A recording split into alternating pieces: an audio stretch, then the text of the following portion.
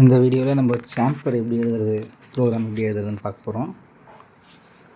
ஒரு ஃபேஸ் பண்ணிட்டு சின்னதாக ஒரு சாம்பர் அடித்து அப்படியே டர்னிங் பண்ணுறது. ரா மெட்டீரியல் வந்து 81 mm, நம்மளுக்கு ஃபினிஷிங் சைஸ் 80 mm, 3x45 டிகிரிக்கு ஒரு சாம்பர் பண்ண போகிறோம். ஒரு சாம்பர் பண்ணோன்னா நம்மளுக்கு starting point, end point, chamber length, chamber angle இதெல்லாம் தேவை. இதில் ஸ்டார்டிங் பாயிண்ட் இருக்கும், ஆனால் எண்டு பாயிண்ட் இருக்காது. இல்லை எண்டு பாயிண்ட் இருக்கும், ஸ்டார்டிங் பாயிண்ட் இருக்காது. அதை நம்ம எப்படி கண்டுபிடிக்கணும்னு பார்க்க போகிறோம். இந்த ட்ராயிங்கில் நம்மளுக்கு ஸ்டார்ட் பாயிண்ட் இல்லை, ஆனால் எண்டு பாயிண்ட்டு தெரியும். ஏன்னா ஓடி வந்து 80 mm. இப்போ நம்மளுக்கு வந்து ஸ்டார்ட் பாயிண்ட் தெரிஞ்சு எண்டு பாயிண்ட் தெரியலன்னா OD -2 into chamber length into tan value. இந்த 2ன்றது கான்ஸ்டன்ட்டு. ஒரு டயா ஃபுல்லாக எடுத்துட்டோம்னா அது 2 பாதியாக இருக்கும்.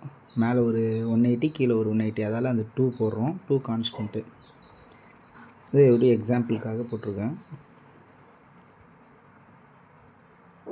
இப்போ ப்ரோக்ராம் பார்க்கலாம். ப்ரோக்ராம் அதான் பேசிக் அதே மாதிரியாக ஒரு ஃபேஸ் பண்ணுது.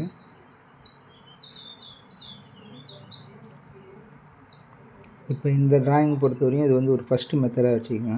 இதில் வந்து நான் இங்கே 72ன்னு கண்டுபிடிச்சிருக்கேன் ஸ்டார்டிங் பாயிண்ட்டு. இது எப்படி அப்படின்னா ஓடி வந்து 80 mm, -2 கான்ஸ்டன்ட்டு இன்ட்டு 4 ஏன்னா இங்கே வந்து சாம்பர் லென்த்து 3 தான். ஆனால் ஜெட்டு வந்து 1 mm வெளியிலேருந்து அடிக்கிற மாதிரியா சாம்பர் ப்ரோக்ராம் பண்ணியிருக்கோம். ஸோ அங்கே 3க்கு பதிலாக 4 போட்டுக்கணும். போட்டால் உங்களுக்கு 72 வரும். அதான் இங்கே 4 போட்டிருக்கோம். 3க்கு பதிலாக சாம்பர் ஃபார்ம் பண்ணோம்னா எக்ஸும் ஜெட்டும் ஒரே லைனில் கொடுக்கணும். அப்போ தான் ஆங்கிளாக சாம்பர் அடிச்சுட்டு வெளில வந்துடுது. இது ஃபஸ்ட்டு மெத்தடு.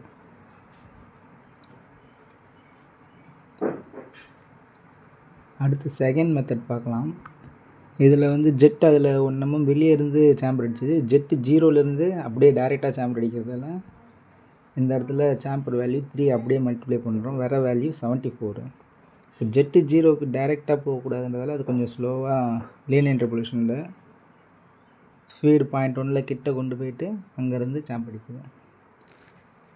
அப்புறம் மூணாவது மெத்தட் பார்க்குறோம். Angle method. ஒரு சர்க்கிளுக்கு 90 டிகிரி, மொத்தம் 360 டிகிரி. இந்த இது அப்படி ஞாபகம் வச்சுங்க.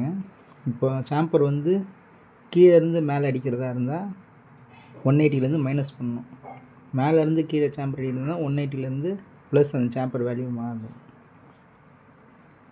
இந்த இடத்துல நம்ம ஜெட்டு -3க்கு பதிலாக கண்டுபிடிச்ச வேல்யூ ஆங்கிள் ஏ 135 கொடுத்துட்டோம்னா இப்போ இந்த 3 mmக்கு பதிலாக இந்த ஆங்கிளில் அது இப்போ 45 டிகிரி ஆங்கிளில் அது போயிடும். ப்ரோக்ராமில் பார்க்குறீங்க.